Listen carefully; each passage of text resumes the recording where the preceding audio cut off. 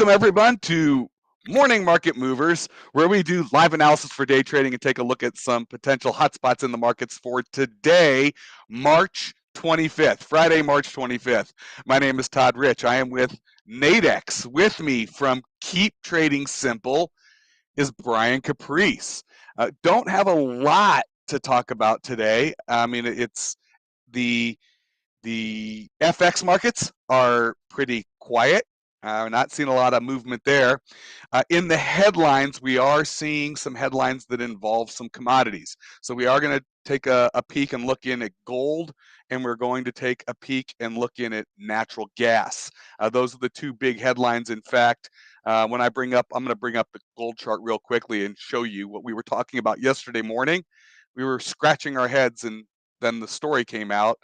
U.S. is looking to sanction or ban the 140 billion that Russia has in gold. Gold is not exactly something that's easy to trade, but if you took that supply off the market somehow, even if Russia could look for places to sell it, and I'm sure there are people out there who would buy it, but if you took that out of the supply, it would push the price of gold higher. Interesting times for that. So we'll take a look at gold, and then nat gas. The U.S. looking for a solution to help out the EU next winter by shipping over some liquefied nat gas, at least to replace some of what Europe gets out of Russia. Although there's no way we can replace all of it. Equities looking to open slightly in the green. Pretty quiet morning in the markets, but we do have those headlines for nat gas and gold. Before we jump into it, I do need to share this disclaimer that trading involves risk and may not be appropriate for everyone. That any trading decisions you make are solely your responsibility and at your own risk. And this is an educational session. Please do not construe anything Brian or I say as a buy or sell recommendation. We are doing this for your education purposes. And just quickly before I flip it over to Brian, it was rather interesting because I'm just going to go back to yesterday morning. Let's slide this over a little bit. And you could see these two very large candles. There was a big spike up in gold and then an immediate retracement. And this came right before some economic numbers yesterday. And Brian and I were like, what is going on? I mean, that was kind of weird. And then right after we finished, the news comes out. U.S. is looking to put some sanctions on Russian gold, and then gold took off and has since just kind of grinded its way back down. But we'll take a look at some technical levels in there. But clearly, somebody knew something. Somebody knew that we were about to do that, and somebody took action. And then, I mean, it was just kind of weird, and there was no reason for that. And we're like, what is that? Well, now we know what that was. Here, Brian, I'm going to flip it over to you. We could talk a little bit more about the gold. We could talk about nat gas and maybe a little bit on equities. But yeah, because FX, nothing. And it's March. It's March Madness. And if your bracket wasn't busted before, after last night. Yeah, there'll be analysis. I'm sure when it's over, they will release some of that of how many percent. It'll be crazy. I'm looking forward to the kind of post hoc analysis of March Madness. How brackets did. I want to know how many people picked final. I mean, these are 3 number 1 seeds who didn't make it to the Elite 8, and Kansas hasn't played. I mean, would it be crazy if all 4 number 1 seeds get booted in the Sweet 16 round? I mean, maybe it's happened before. I don't know. Maybe I don't think that's ever happened. Maybe there's statisticians for that. I'm sure they will give us that data. Like I said, it'll be all over the. If it did happen, it's going to be like 1932 in like the 5th year or something like that. Well, I will say this: I think Warren Buffett's $1 million on a perfect bracket is. I think he could save that money this year. I think he's safe. I don't think anybody. I think the odds are in his favor to start off with. He doesn't do anything that the odds are not stacked in his favor. So yeah, whatever Warren does, just do the same thing. Yeah, exactly. Even if he's wrong, it'll be right. It'll be right eventually. Yeah. So yeah, as Todd mentioned, there's really nothing. I mean, we have some yen retracing, but compared to where we were yesterday, I mean, the dollar yen is up 4, the pound yen up 23. Dollar CAD again is still down. 39 pips. We talked about this yesterday as being something that we were going to see now as this kind of grinding lower as the Canadian day has been great. Dollar Swiss also down, and again, coming off those Swiss comments yesterday. So, but besides that, it's not like it's really dollar strength or dollar weakness or really anything. Euro pound up, 19. And then again, headline wise, there's really not that much. I mean, as Todd mentioned, Biden. There was other talks of Biden going over there, and the EU struck a gas deal with the U.S. But the reality is, if you look into it, it's really a lot of it is talking about much farther down the line. And again, natural gas, because it's in the headlines and because there's a deal, natural gas is spiking. But some of the data that we got from it is, that the goal is the EU will, be able to reduce their reliance upon Russia by 2/3 this year and end all of it by 2027. Again, that's 5 years from now. Russia supports about 40% of natural gas. The problem with this is people see this as like, oh, the United States is shipping natural gas. That's actually not the case.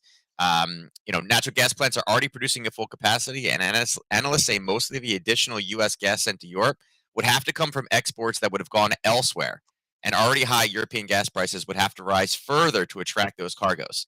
So basically, for us to give that, we have to take it from other countries to be able to give it over there. They do mention, too, it takes 2 to 3 years to build a facility, so maybe that's where the 5-year plan is. They said basically what we're trying to do is if we could get the additional 15 BCMs, and again, that's it's basically British like thermal units. It's how they kind of gauge it. But if we could give them the additional 15, it falls well short of replacing Russian gas imports, which amount to 155. So it's only 10%. So it kind of goes back to the same thing that the United States is. We're not going to take Russian oil. Okay, it's 90,000 barrels. It's like a drop in a barrel as far as what we actually use versus Canada, that's 4 million. Yeah. This is kind of the same thing. We couldn't. There's no way we could replace that in that entire supply. Yeah, and it kind of goes in there and says that. And what I find interesting though is we know there's going to be setbacks, and what they're saying is, and also we should focus on renewables. No. Now is the time when you should make yourself energy independent and focus on the renewables yourself. If it's going to take 5 years to do it, put all the additional money in, create a bill, do something. Instead of just sending billions of dollars into Ukraine and weapons, put those $1 billion into energy, and then you become energy independent, and then you're good. That because right now you're just basically shifting independence from one nation to another one. So there's ways to do it themselves, but yeah, so that was one of the headlines. The gold headline actually came out yesterday, and we're kind of hearing a little bit more about it today. I guess it was kind of in between the two sessions because I know I talked about it yesterday with my group. But besides that, we had a little bit more data out of the yen. Kuroda basically said, I don't think the markets have lost faith in the yen. Meanwhile, he's going, please lose faith in the yen. Please use faith in the yen because a weak yen helps their economy out so much. But besides that, that's it. There's really nothing out there. Haven't heard really anything more. The data from this morning, retail sales was down in the UK. It was supposed to be lower. It actually went negative a little bit. And again, diving into that, I talked about this a little yesterday with my group as well. Retail sales being down is not a supply chain issue. It is an inflation issue right now. They're not saying, hey, we're not selling things because we don't have it to sell. It's talking about how expensive things are now. So it becomes a different issue where retail sales kind of takes on like an entirely kind of new twist on things. When it's a supply-based thing, you see manufacturing exploding through the roof, but we saw kind of those numbers being mixed. Again, it just shows you the toll that inflation is starting to take, particularly on something like retail sales, So, and they've already done 3 raises, so there's more coming. And then the business climate in Germany actually surprisingly came in lower. I thought this would actually be, above where it was, but there was actually an adjustment before, and it came in lower. Again, obviously, Germany's where, again, when we're talking about energy for the EU, they basically mean Germany is who they're talking about. Germany is such a big industrial powerhouse over there. They're not talking about, natural gas supplies in Italy. They mean Germany because that's the industrial base of all the EU. So, but yeah, that's it. There's really nothing else. And it's funny, looking at the charts too, we were joking a little while ago. The VIX has now crept up just ever so slightly. It's off to zero. It's off to zero, yeah. When we first got on a couple minutes ago to kind of talk about today's plan, the VIX was actually at 0.00. I've never seen it where it's been completely flat, but it did. It's basically where it closed yesterday. There's really a little bit of a pop in the overnight because again, markets are not open. There's a little bit more volatility associated with that, but really no movement. Dollar's down just a little tiny bit from where it was yesterday, but in the overnight it took a big drop, and then now it's just retracing it and kind of resetting itself. So we're still kind of in the same channel here. Looking at the indices, they're all up, right? What news is there to kind of stop them right now? There's nothing really, right? There's nothing bad. We still have the same level. Yesterday we talked about kind of different setups for it, and again, it was super choppy. The market had no idea what to do with it at the open, right? NQ was the same thing. There was a short right at the open. And then after that, it just continued to push higher because there's no news, right? There's nothing out there. I mean, we haven't heard of Russia doing anything bad, but the United States is like, well, if they drop nuclear weapons, then we're going to get involved. Okay, we assumed that would have happened before too, but Yeah. there hasn't. I mean, if you look at the actual, even on the Ukraine front, there's really it Nothing. used to be everything. It was like, oh my God, they did this, the column did this, they did it. We're not actually hearing a whole lot right now. It's kind of strange. And in reality, the last thing we heard is, there was, there was peace talks and they were talking, but now it's gone silent. We don't know what's happening in those talks, and the only article I see is what happens if they escalate, but there's no actual concrete headlines. It's kind of crazy going to the weekend. So, and actually, there's an article right here. Markets turn cautious ahead of the weekend. You don't really know what's happening. The U.S. is saying there could be vertical escalation, but actually coming from their legitimate on the ground news, hasn't really been much. We haven't seen Everyone's anything, watching so basketball. I'm telling you. maybe, yeah, right. Yeah, do Russians like basketball? I feel like they do. Yeah, right? they got they got Yeah, basketball's big over there. yeah. So yeah, I don't know. It's been very, very quiet in the markets, a sense. The only other, I guess, major headline is Yellen made some comments this morning, and Yellen talked about how it's not appropriate to sanction China yet. And again, I think that's a very, the relationship we have with China is already kind of rocky as it is now, and there's a number of reasons why. They needed to be challenged, they needed to be checked. Trump did that, and everybody was kind of very against checking them as a world power. And now they're talking about sending semiconductors to Russia, and it's like, wait, they can't do that. It's like, well, they don't have an issue, they don't have any problems yet. Everybody knows the background why. I mean, again, they're looking at this and saying, okay, what do we need to do differently? What we need to prepare for, because we're going to take Taiwan over again. And again, remember, the Taiwan situation is different. It's not internationally recognized. So we can't say that they attacked a sovereign country, because internationally it is not recognized. So that's a big deal. And again, she's just saying it, globalization is going to be halted. Conceivable that oil prices are going to go higher. She's been saying this for a while. Again, she's considered a yellow, low impact breaking news, but again, global growth is going to be hurt by oil. Everybody knows it. Sanctions should degrade Russian economy for a long time, and that's the goal, right? There's some change in sanctions will affect Putin's decision. This is the hope, right? That he won't do anything further in the future if we, because of the sanctions. Right. Maybe, I don't know. I mean, it's or they'll put so much heat to them that it will cause a regime change. It's cold. It's cold because it's and they're I tell you, there's stories are popping up. I mean, it's even the soldiers over there are starting to get like, what the hell are we doing? Why are we being asked to do this or told to do this? And some of them are even starting to. I mean, you're hearing stories about some of them attacking their own colonels. So in the United States, that gets you shot, though. So yeah. Well, but it's just it's not just one guy. If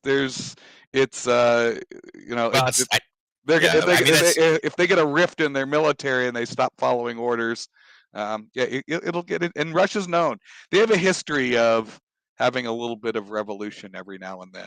So yeah, I mean, yeah, but again, it's trust the news as far as you want to, but I'm not going to kind of fall into the narrative of the news, because the news is going to tell us what we want to hear. We already know that that's going to be the narrative. Remember, Russia's also a country in World War II defending themselves that sent soldiers into battle without weapons and said, when the guy in front of you dies, pick his up and keep going. So, and there was a guy behind him who was saying, if you don't go forward, if you turn around, we're going to shoot you. I'll shoot you. So, right. You're going to get shot either way.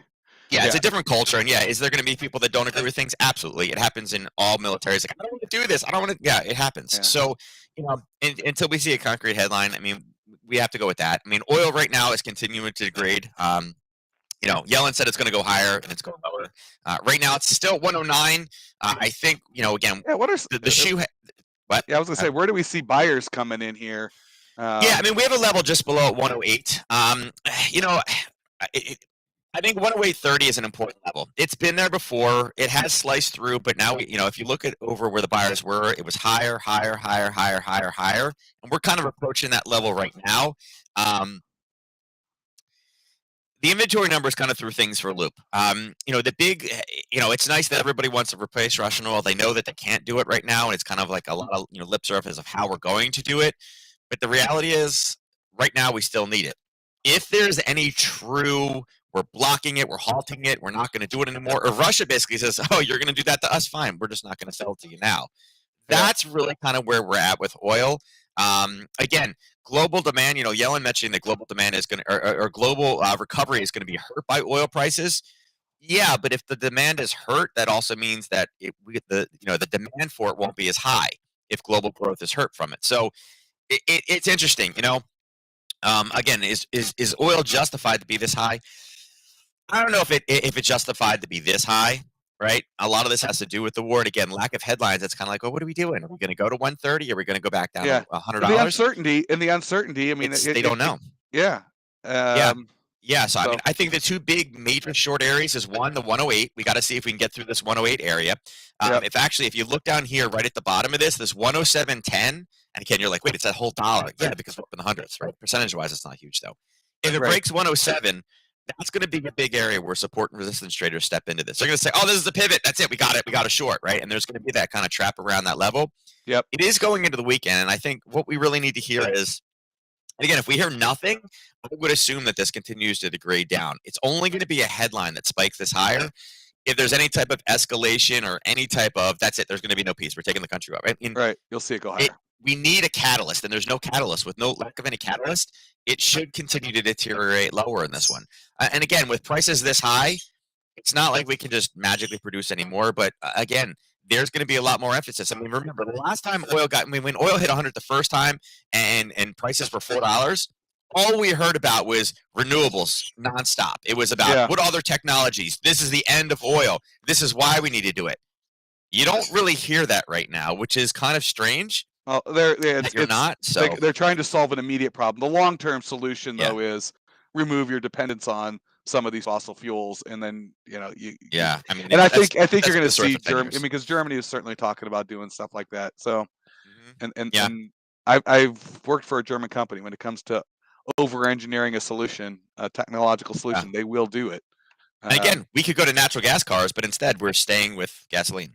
Yeah. Let's also take a peek over at Nat Gas. Yeah. I mean, just on the headlines that, just because people are going to be talking about it, we're going to whether we're able to solve the problem or not. It is in the news that the U.S. is trying to do something. Yeah, and magically, I mean, the deal was cut today. Magically, yesterday morning at 10:30, natural gas exploded high. I don't know how it happened. Somebody has a crystal ball, right? Was Mr. Pelosi in natural gas now? Is he commodities? I don't know. But this is magically, it popped yesterday. And the inventories were down a little bit. They have Thursday inventories, but it didn't justify this big of a move going from, percentage-wise, this is a huge. And then it kind of flatlined. And then the overnight, 5:30 when they had the deal, it popped a little bit, but you can see it ran up, and it ran into that those sellers up at $5.40. It hit it, and it's like, oh god, we can't get out, we can't get out. And then finally it punched through, and then the news came out. I was like, oh, there we go. And we got stopped in the next little area of sellers up here at 550. So do I think natural gas can go higher? Yeah, I think so. The reason why is because the retail trader is seeing it now. They're like, oh my god, and realizing that we are at capacity for what we can produce. Then all of a sudden, when you hear at capacity and we need to produce more, it's like, okay. I'm just, my kind of fear in this whole thing is, they said it in the article, we can't produce anymore. For us to help Europe, we need to take it from other countries. What other countries are we taking it for? Are they less fortunate companies that can't pay the inflated prices? Are we saying that money is more important than lives? That's kind of where I'm kind of worried about. I'm going to remove this, and there is a short here, though. So I want to point the short out. All right. There is a level of basing right below this. It will come back down again. It's just once the shock of the news comes out, here's a level of basing, and it was a bottom, and then push kind of deeply, which shows us that there is an area here where buyers are starting to falter. Here's a parabolic move. And again, not everybody trades natural gas, but I'm looking at this, and again, I'm hoping it doesn't happen over the weekend. But there's an area right here, and there's your 1 to 3, right back where your profit target should be, which is approximately in this level right here, which is a little bit long. But if we have a break here, this is an ideal Harry Potter setup of a drop of below 533. Area of base, parabolic move, area of basing. It's been an area where buyers have been found, and now it's starting to push lower. With a break of that, again, pullback, short. This will be probably a Monday, Tuesday based trade. Once again, today's initial headlines are out. Right, and everyone digests it, and we see. But it certainly is going to be talked about quite a bit. All right. I mean that we did cover more than what I thought we would because it was a quiet Friday, but certainly oil and nat gas. I mean, yeah, what Maria's asking, what about the commodities? I mean, that's all we really spoke about today was were the commodities, particularly the energies. So Yeah. with that, any questions for Nadex, please email us, customerservice@nadex.com. Brian and I are also accessible. We answer our own emails. If you want to email us, Brian is available at support@keeptradingsimple.com. If you've got some ideas, things you'd like to see more of, less of, I know now that we're owned by crypto.com, eventually we'll be adding crypto much more frequently to what we discuss. I mean, a chart is a chart, but please feel free to email me, todd.rich@nadex.com. And what did we see today? It's just quiet. Markets looking to open slightly in green, pretty quiet on the headline front. And, maybe we'll have just a quiet spring Friday. So everyone enjoy March Madness basketball. We've still got some more to go this weekend. And Brian and I will be back Monday morning. Thank you so much for joining us. If you like what we're doing, please give us a like on YouTube or Facebook or wherever you're catching us. We do appreciate that greatly. And we will catch you Monday. Good luck in the markets, everyone.